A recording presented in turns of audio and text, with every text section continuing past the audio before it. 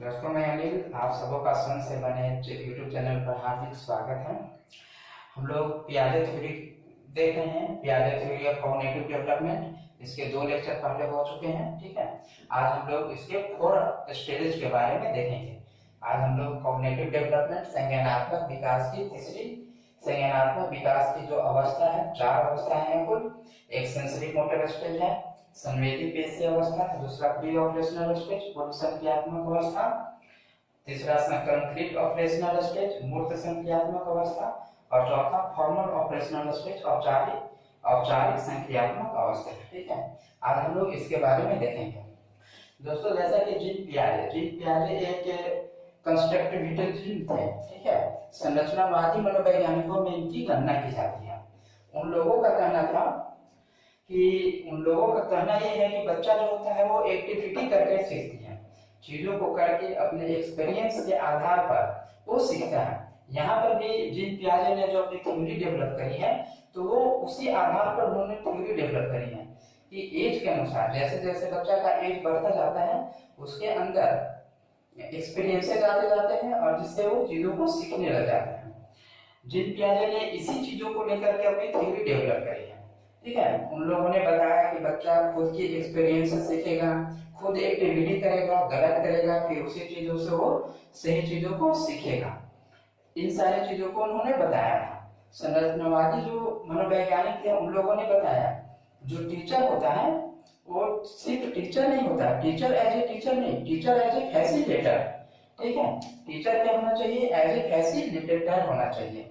मतलब वो सिर्फ आपको गाइड करेगा। टीचर का काम क्या है? टीचर का काम पढ़ाना नहीं है, टीचर का काम पढ़ने में बच्चों की हेल्प करना है, ठीक है।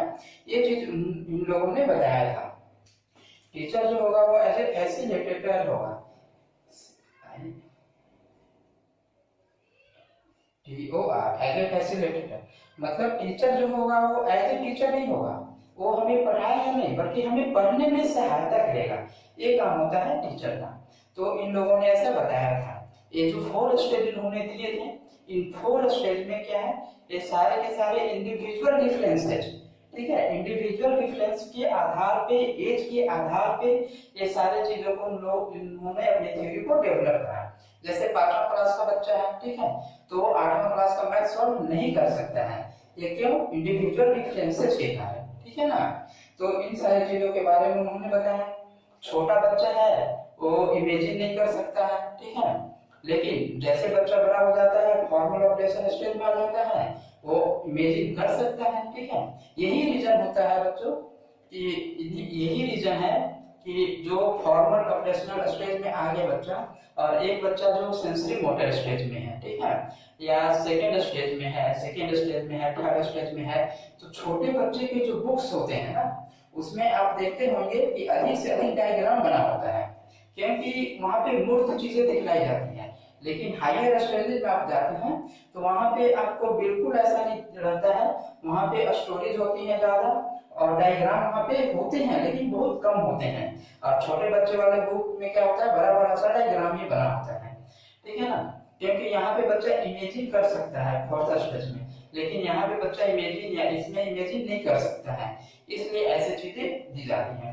ये जो एजुकेशनल इम्प्लीकेशन जो किया गया है हमारे सिलेबस में, करिकुलम में, ये जीन पियाजे की इंडिविजुअल डिफरेंस एज के आधार पर ली गई कॉग्निटिव डेवलपमेंट है, इसी थ्योरी से लिया गया है, ठीक है ना।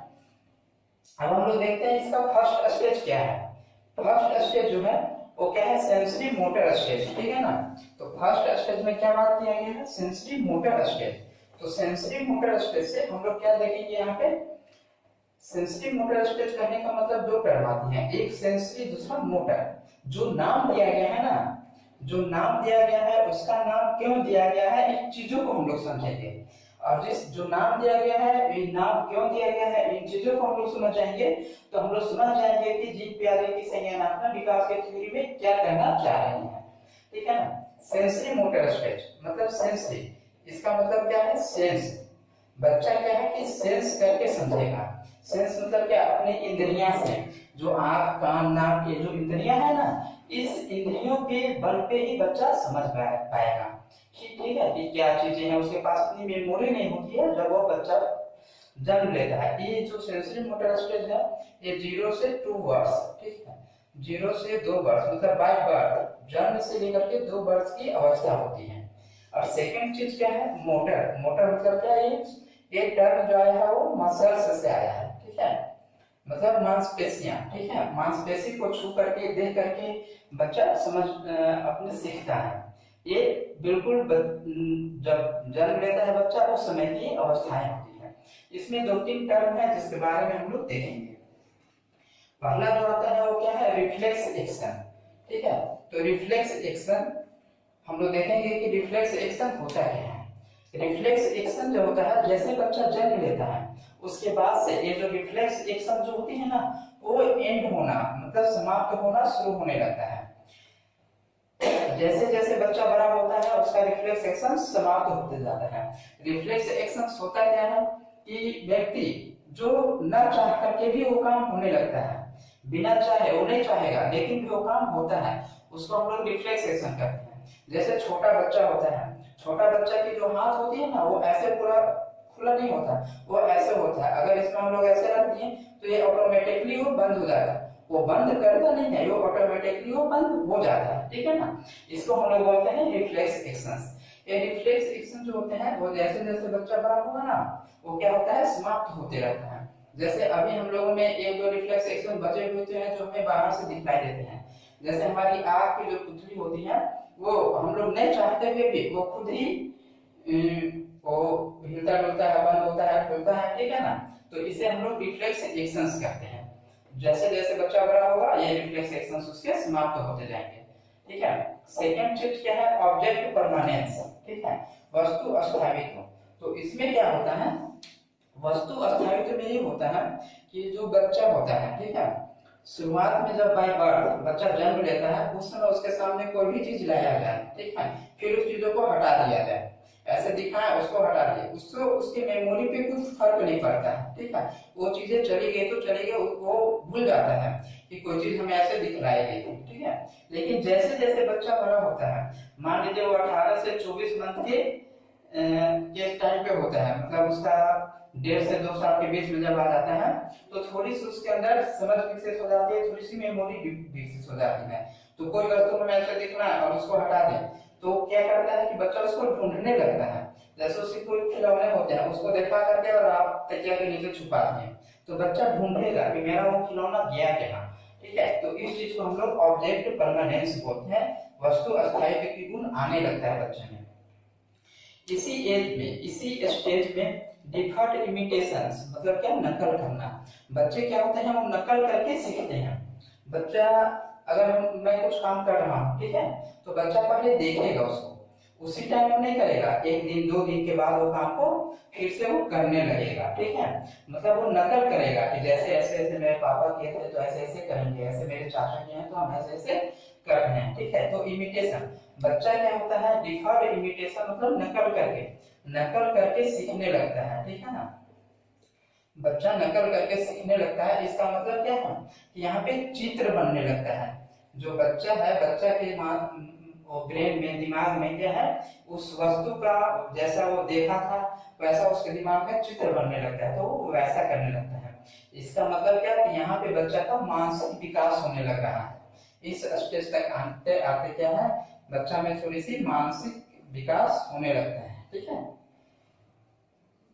मानसिक विकास यहाँ पे बच्चे का होने लग रहा है, इसी को हम लोग बोलते हैं डिफर्ड इमिटेशन। और यहाँ पर भी हल्का हल्का उसका मानसिक विकास होने लगता है, चित्रण बनना शुरू हो जाता है, ठीक है ना।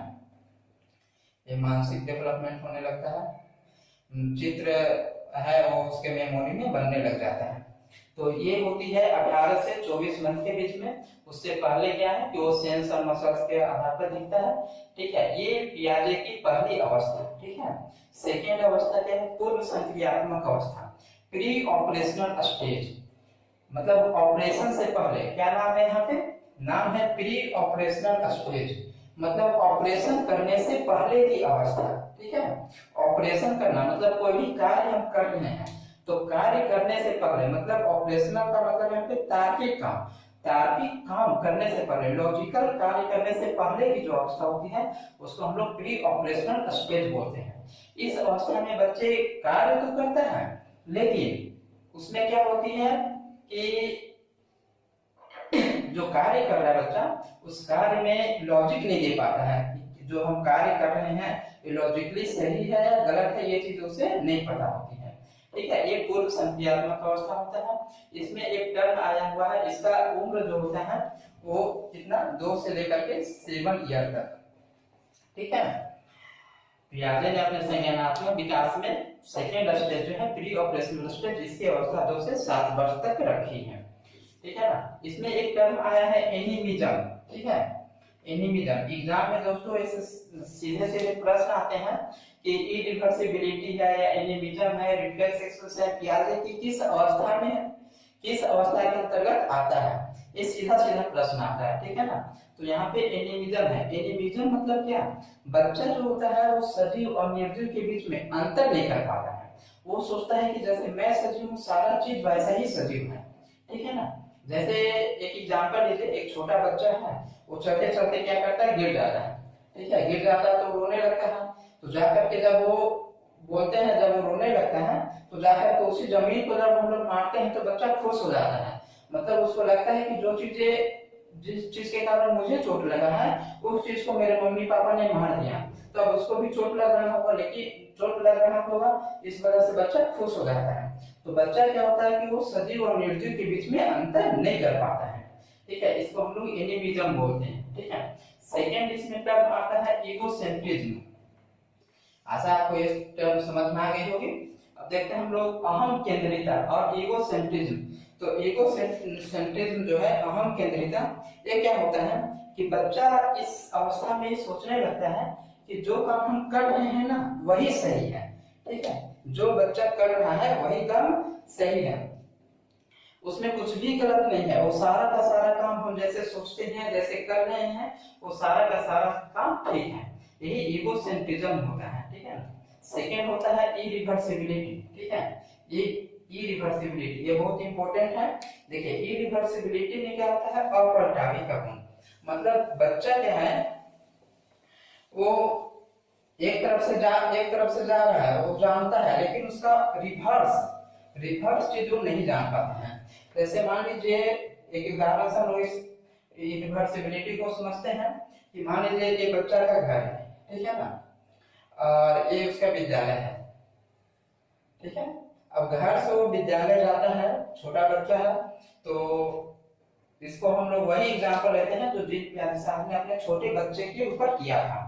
जीन पियाजे ने अपने छोटे बच्चे के ऊपर ये प्रयोग किया था। ठीक है, ये उदाहरण क्या है कि जो बच्चा होता है, उनकी सबसे छोटा जो बच्चा था, स्कूल से उसके घर काफी नजदीक था, लेकिन भी वो बस से जा रहा था। एक दिन जीन पियाजे साहब ने क्या किया कि उसका बस को छुड़वा दिया और उसको पैदल लेकर के गए स्कूल। ठीक है, अपने साथ में लेकर के इधर से, ठीक है ना, ऐसे लेकर के उसको ले जा करके विद्यालय में पहुंचा दिए।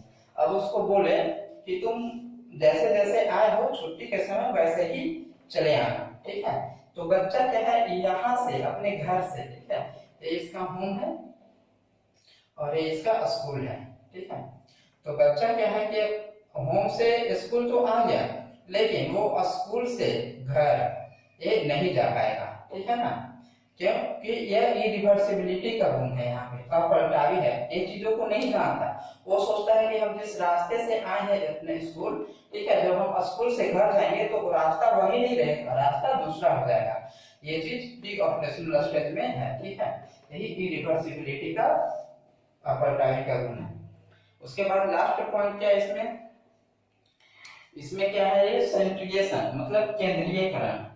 केंद्रीयकरण का मतलब क्या होता है, यहाँ पे लैक ऑफ कंजर्वेशन, मतलब जो जितना कंसंट्रेशन होनी चाहिए उतनी नहीं होती बच्चे के अंदर, उसकी कमी पाई जाती है। ठीक है ना, तो जैसे मान लीजिए कि छोटा बच्चा होता है, छोटा बच्चा है, उसको एक टॉफी दे रहे हैं। ठीक है, एक ही बड़ा सा टॉफी दे रहे हैं और एक उसी टॉफी को आधा आधा करके दे रहे हैं। ठीक है, एक बच्चा है, उसको एक टॉफी दे रहे हैं और इसी को आधा आधा कर करके टॉफी दे, तो बच्चा क्या करेगा, बच्चा जो है वो आधा आधा 2 टॉफी को लेगा। ठीक है, एक टॉफी को नहीं लेगा, आधे आधे 2 टॉफी को लेगा, ठीक है ना। यही सेंट्रीएशन होता है।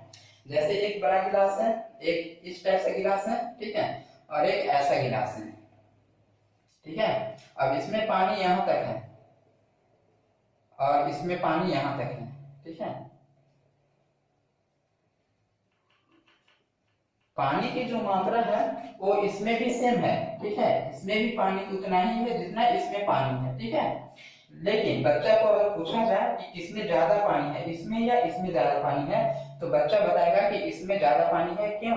इसकी हाइट की वजह से। वो इसकी विड्थ पे नहीं जाएगा, इसका विड्थ कम है और इसका विड्थ ज्यादा है, तो इसमें ज्यादा पानी हो सकता है या दोनों में बराबर पानी हो सकता है, ये उसे नहीं पता। वो समझेगा कि यहाँ पे ज्यादा है, मतलब इसकी हाइट ज्यादा है इसलिए इसमें ज्यादा पानी है, इसमें कम पानी। इस ये जो गुण होती है इसको हम लोग सेंट्रीएशन बोला जाता है, बोलते हैं, इसको हम लोग केंद्रीय करण बोलते हैं।